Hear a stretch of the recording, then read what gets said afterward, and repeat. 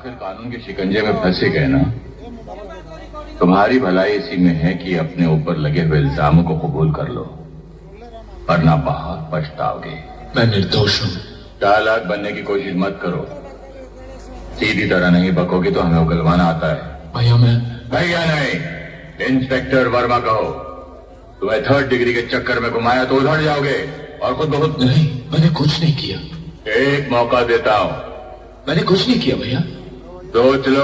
आप मेरा यकीन क्यों नहीं करते? मैंने कुछ नहीं किया। इंस्पेक्टर, इसे ले चलो अंदर। भैया चलो। भैया मैं बेकसूर हूँ भैया। भैया मेरी बात तो सुनिए। भैया मेरी बात तो सुनिए, मैं बेकसूर हूँ भैया। भैया भैया मैं बेकसूर हूँ भैया। भैया भैया भैया मेरी बात तो सुनिए भैया। भैया भैया मैं बेकसूर हूँ भैया। भैया मैं बेकसूर हूँ भैया।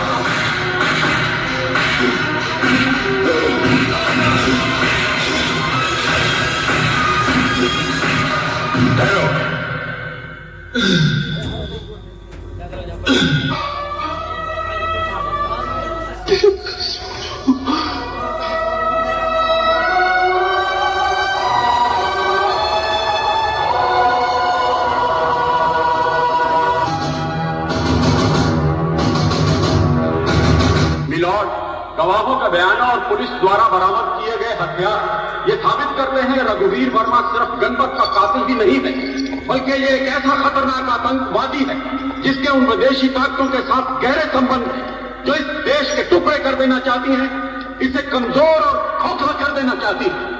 मिलॉर्ड, ये था इसका फ्यूचर प्लान।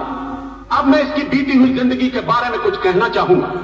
शुरू से ही रघुवीर को गुंडागर्दी का शौक था, जिसके कारण इसको कॉलेज से रस्टिकेट भी किया गया था।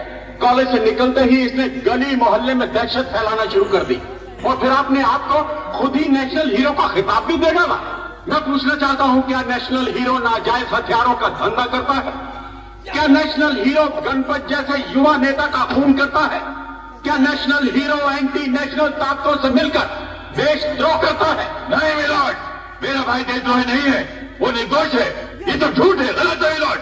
गलत है तो आप इसे निर्दोष साबित कर दीजिए। ले आइए सबूत। सबूत तो तुम लोगों ने नाम कर दिए। मिलॉर्ड, मिस्टर रवि वर्मा अदालत में खड़े एक रिप्यूटेड वकील पर झूठा इल्जाम लगा रहे हैं। इनका कहना है कि मैंने झूठे गवाह पेश किए, मैंने गलत सबूत पेश किए।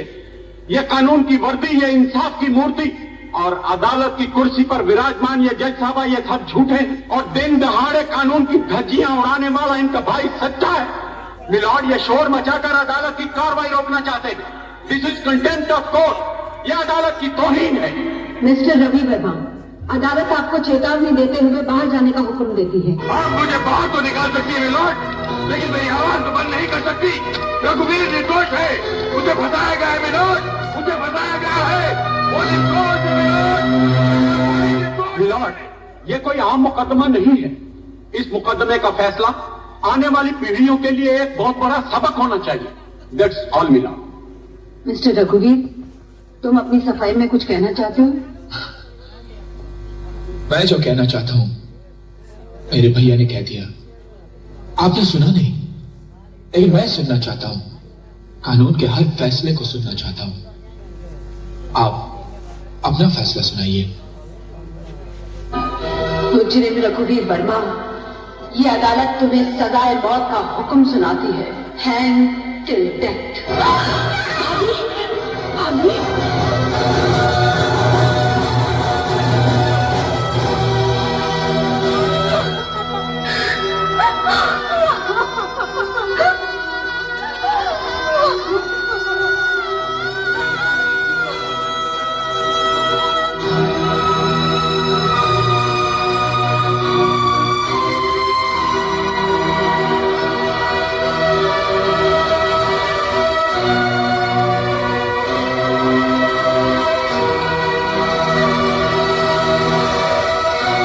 I love you, Mahi.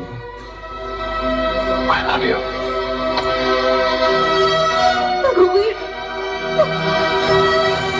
अरे भाभी, तू रो रही है? भाभी, तू तो मेरी माँ है और माँ रोती रोते रोते अपने बेटे को विदा नहीं करती। झूठ के काले बादल सूरज को कितना भी ढक ले, एक दिन उजाला होकर ही रहेगा। मैं आऊंगा, लेकिन इस बार तेरी कोख से जन्म लेकर ही आऊंगा मां।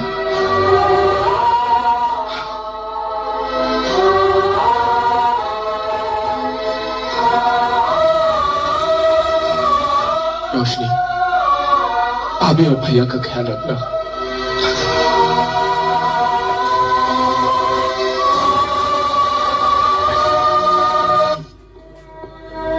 I'm sorry बेटे, प्लीज मुझे समझने की कोशिश करो। मैंने जो कुछ भी किया वो मेरा फर्ज था।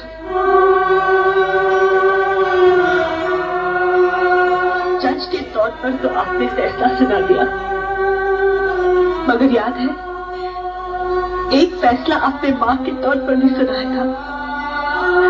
हम दोनों को एक दूसरे के गले में वरमाला पहनाने का फैसला। वो क्यों गई मां? मैं सिर्फ एक मां हूं बेटे, कोई विधाता नहीं। उसके फैसले को तो कानून की लाखों करोड़ों किताबें भी नहीं बदल सकती, मगर प्रेम के 2.5 अक्षर इस फैसले को बदल सकते हैं मां।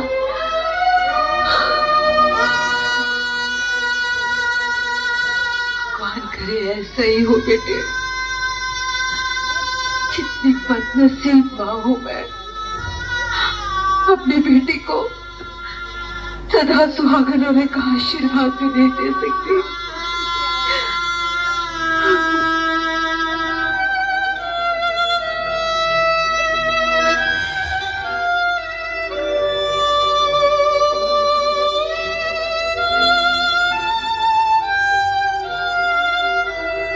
रघुवीर, रोशनी,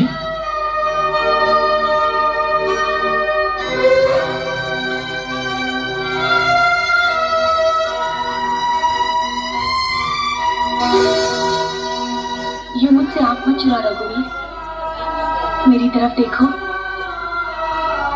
तुम कुछ कहते क्यों नहीं? जिससे जिंदगी खुद आके चुरा रही हो वो कर भी कर सकता है। रोशनी, मुझे माफ कर दो, मैं तुम्हें जी भर के प्यार भी न दे सका। नहीं रघुवीर, तुमने मुझे बहुत कुछ दिया है, अपना प्यार, अपना साथ। बस मेरी एक ही आरज़ू है, इन हाथों से मेरी मांग भर दो, मेरा दामन हमेशा खुशियों से भरा रहेगा।